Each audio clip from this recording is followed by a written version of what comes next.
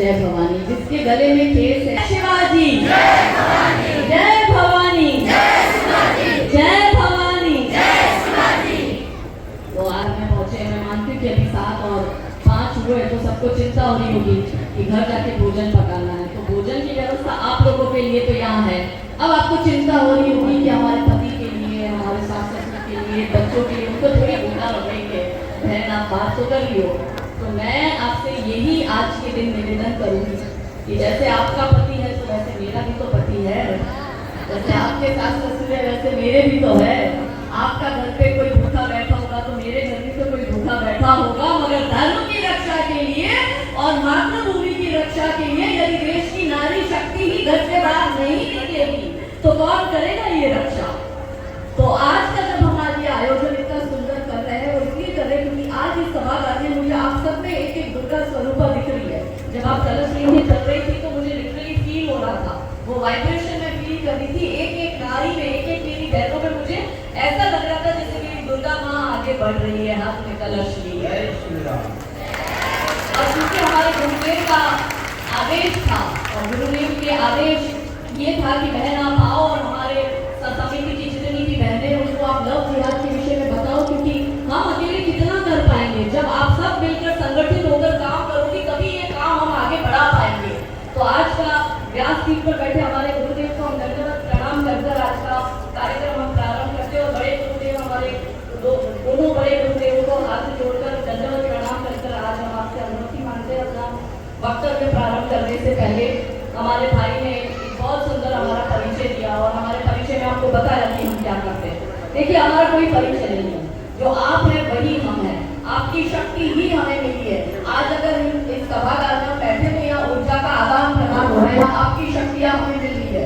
तो कोई किसी एक व्यक्ति को ऐसा लगता है कि वही सब कुछ कर रहा है, तो जी नहीं, जो भी करना है और जो भी हो रहा है वो महादेव की इच्छा से ही हो रहा है। और उनकी महादेव की इच्छा के बिना तो पता नहीं मिलता है, तो हम तो कुछ मनुष्य अब तो क्या ही कर पाएंगे। तो अगर भैया ने अपने परिचय में, जब वो हमारा परिचय दे रहे थे उसमें ये था सिर्फ काजल दीदी, तो हम कह रहे हम कुछ भी नहीं है। तो अब परिचय में आपका दे रही क्योंकि आपकी शक्ति तो हमें मिली, और ये परिचय में विश्व की प्रत्येक माताओं बहनों का दे रही हूँ, सभागार की एक एक बहन बेटी का दे रही हूँ कि कौन हूँ मैं, आपका परिचय दे रही हूँ। और जब जब मेरी वाणी में मैं आएगा तो समझिएगा मैं आप सबकी बात कर रही हूँ कि कौन हूँ, कि मैं सबकी सदियों से, मैं तन मन से हिंदू हूँ, मैं भारत माँ की माटी हूँ, मैं वेदों का अमर ज्ञान, मैं वेदों का अमर ज्ञान, मैं वचनों की परिपाटी हूँ, मैं युद्धों का अर्जित फल, वीरों की हल्दी घाटी हूँ, कि मैं वंदे मातरम गीतों में, मैं वंदे मातरम गीतों में, मैं गीता का ज्ञान भी हूँ, मैं गायत्री हूँ मंत्रों में, मैं शंकर का शमशान भी हूँ,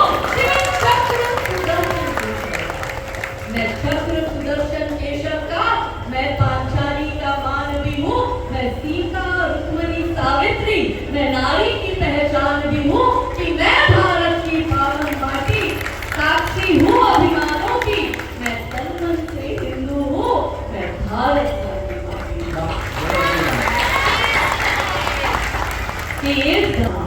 इस धरा के धैर्य की अवमानना हो, कायरों के मृत्यु की प्रस्तावना हो, और गर्विता हो धर्म है मेरा सनातन, और मैं प्रखर हिंदुत्व की संभावना हो। बोलो सियावर रामचंद्र की जय। और आज का हमारा विषय है लव जिहाद। अब आप में से लव जिहाद क्या होता है जरा हाथ ऊंचा करके मुझे बताओ। सच में नहीं पता? अभी मैं फिर से प्रश्न करती हूँ जिसका ध्यान नहीं है, कितनों को पता है लव जिहाद क्या होता है जरा हाथ ऊंचा करके बताओ। जितनी बहनें हैं उसमें से 10% भी बहनों को नहीं पता कि लव जिहाद क्या होता है। अब मैं तो यहाँ पे आई थी कि मुझे लगता था आप सबको पता होगा, समझते ही नहीं पता।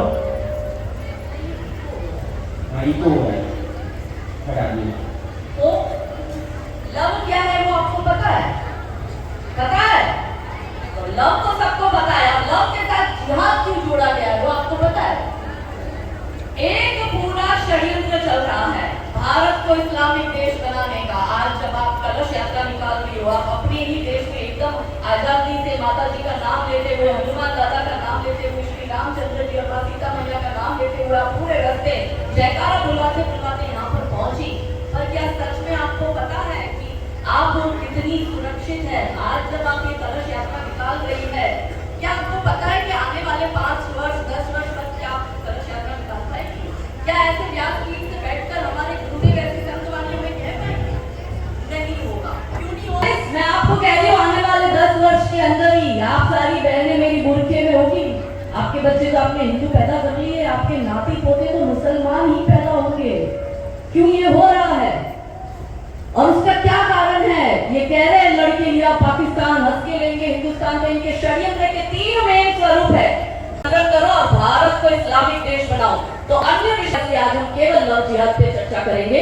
क्या है लव जिहाद? इसके मुख्य स्वरूप क्या है? लव जिहाद कैसे होता है? लव जिहाद क्यों होता है?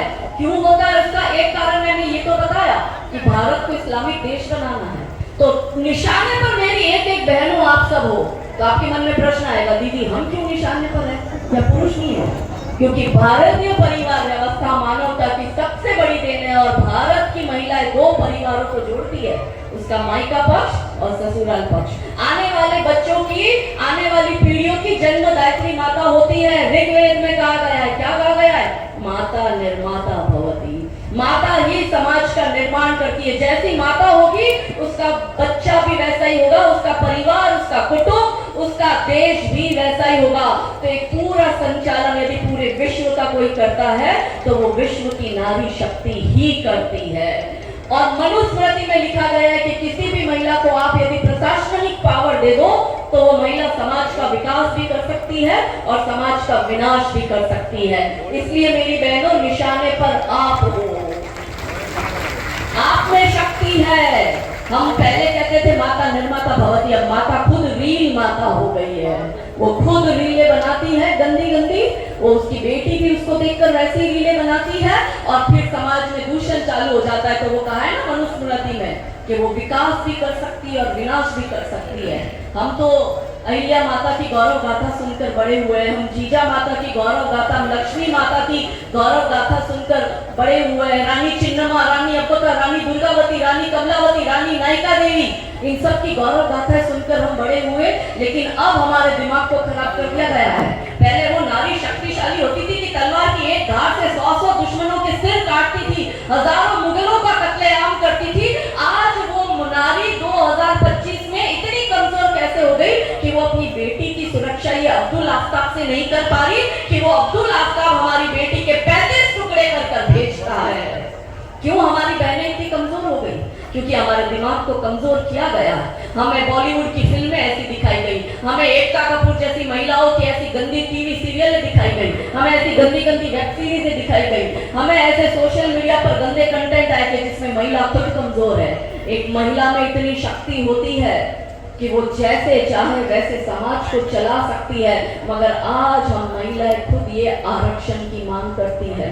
हम मांग करती है कि भारत सरकार चुनाव में महिलाओं को 33% तीनों मेन मिनिस्ट्री तो महादेव ने सेट कर दी थी सतयुग में, और हमारे लिए तो आज हमारी तीनों देवियां, हमारी 3 देवियां है ही है, वो एग्जिस्ट कर ही रही है। किसके पास थी फाइनेंस मिनिस्ट्री? जरा मुझे बताओ, या मैं कहूँ किसके पास है फाइनेंस मिनिस्ट्री? लक्ष्मी माता के पास है। किसके पास है एजुकेशन मिनिस्ट्री? एचआरडी मिनिस्ट्री किसके पास है? आप में शाश्वत देवी है। मगर क्यों लव जिहाद के विषय पर चर्चा करने की हमें आवश्यकता पड़ी है?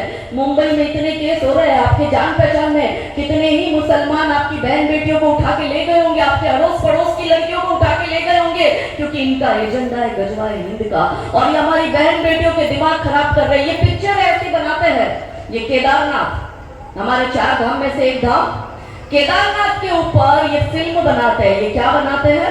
उत्तराखंड के हमारे जो 4 धाम है इसमें क्या फिल्म बनाते हैं कि हिंदू की महिला केदारनाथ की यात्रा करने जाती है, और उस फिल्म में क्या दिखाया? हमारी बेटियां ऐसी फिल्में देख रही है, हमारी महिला ऐसी फिल्में देख रही है। तभी तो आप देखो आज हिंदू समाज में छोटी छोटी बातों पर कलेश उत्पन्न हो गए हैं, छोटी छोटी बातों पर डिवोर्स हो रहे हैं। ये दिमाग कहाँ से खराब हो रहा है? ये ऐसी फिल्में देखकर। हमारी बेटियों को ये मुल्ला क्यों पसंद आ रहा है?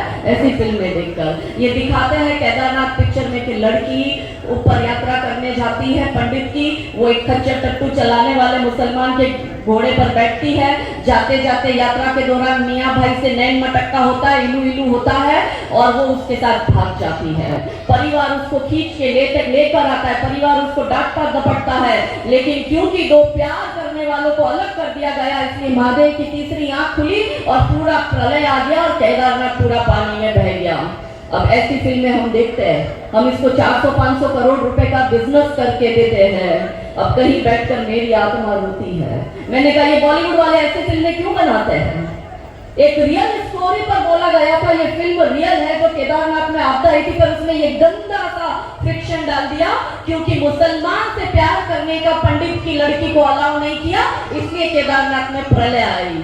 तब कहीं बैठकर मुझे दुख होता है। हमने इन बॉलीवुड वालों से हमने प्रश्न करा कि तुम हमेशा अपनी हर पिक्चर में लड़की जो होगी, हीरोइन होगी, वो हिंदू होगी, हीरो जो होगा वो मुसलमान होगा, तिलकधारी गुंडा और त्रिशूलधारी गुंडा, रुद्राक्षधारी गुंडा, वो चोटी वाला गुंडा, वो धोती वाला गुंडा, और तुम सब हिंदुओं को गुंडा दिखाओगे, और वो मियाँ जो टोपी पहनता है और 5 बार इबादत करता है वो बहुत अच्छा। अब यही देखो, हमारे सॉफ्ट पावर क्या यही तो है कि हमारे बहन बेटियों के दिमाग को खराब करना है। आपको लगता है क्या सच में ऐसा हो रहा है? जी हाँ, सच में ऐसा हो रहा है। जैसा हम देखते हैं वैसा हमारा आचरण हो जाता है। ये मैं नहीं कहती, ये विज्ञान भी कहता है कि आप जैसा देखते हो आपका आचरण वैसा हो जाता है। हम देख ही गलत रहे हैं, इसलिए हमारे में आप ही गलत चीजें रही है। हमने इनसे प्रश्न करा कि कभी तो ऐसी पिक्चर बनाओ, सारा भाईचारा, हिंदू की लड़की, मुसलमान का लड़का, कभी तो कोई ऐसी पिक्चर बनाओ कि तुम्हारी रुखसाना अफसाना भी हमारे रमेश सुरेश के साथ थोड़े डांडिया खेल ले। क्यों नहीं बनाते ऐसी पिक्चर?